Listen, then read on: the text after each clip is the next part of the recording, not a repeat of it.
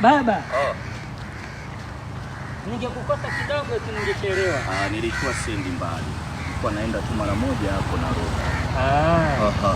Karibu. Asante babangu. Leo una jipya gani tena?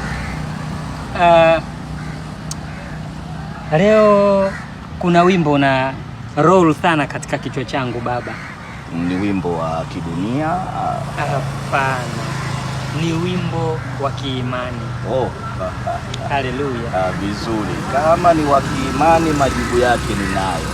Lakini kama wa kidunia nafikiri sio sehemu sahihi. Hapana, sio wa kidunia.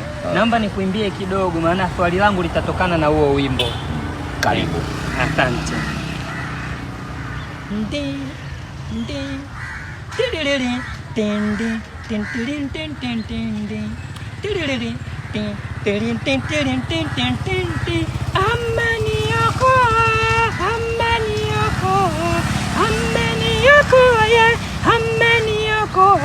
Nani Emmanueli, nani Emmanueli, amenitendea,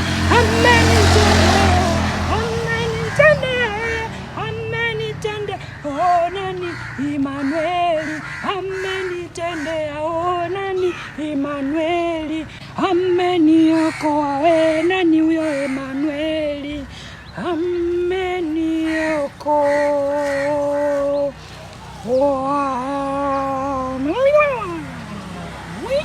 Haleluya. Baba, Emmanueli ni nani? Swali zuri sana. Hii tunaipata kwenye Mathayo 1:23.